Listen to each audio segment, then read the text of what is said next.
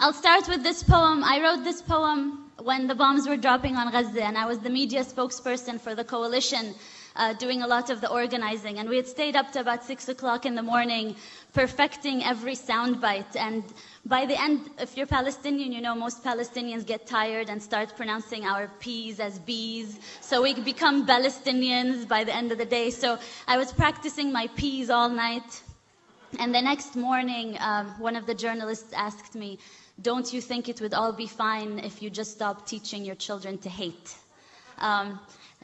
I did not insult the person. I was very polite. But I wrote this poem as a response to these types of questions we Palestinians always get. Today, my body was a TV'd massacre.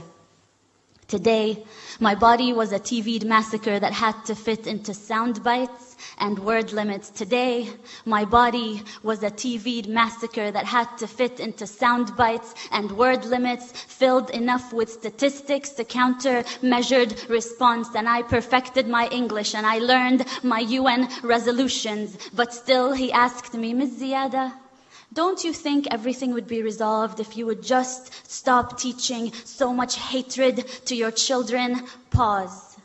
I look inside of me for strength to be patient, but patience is not at the tip of my tongue as the bombs drop over Gaza. Patience has just escaped me. Pause.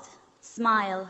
We teach life, sir. Rafif, remember to smile. Pause. We teach life, sir. We Palestinians teach life after they have occupied the last sky. We teach life after they have built their settlements and apartheid walls. After the last skies, we teach life, sir.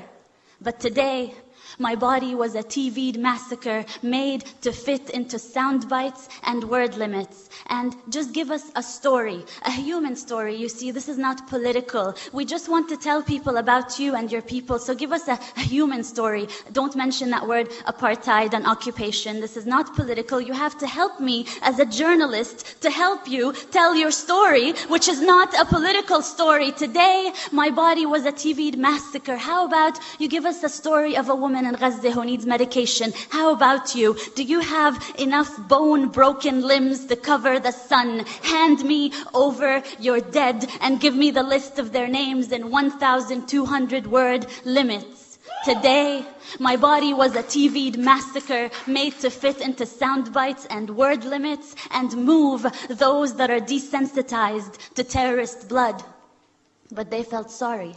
They felt sorry for the cattle over Gaza. So I give them UN resolutions and statistics, and we condemn and we deplore and we reject. And these are not two equal sides, occupier and occupied, and 100 dead, 200 dead, and 1,000 dead. And between that war crime and massacre, I vent out words and smile, not exotic. Smile, not terrorist. And I recount 100 dead, 200 dead, 1,000 dead. Is anyone out there? Will anyone listen? I wish I could wail over their bodies. I wish I could just run barefoot in every refugee camp and hold every child, cover their ears so they wouldn't have to hear the sound of bombing for the rest of their life the way I do. Today, my body was a TV'd massacre, and let me just tell you, there is nothing your UN resolutions have ever done about this. And no soundbite I come up with, no matter how good my English gets,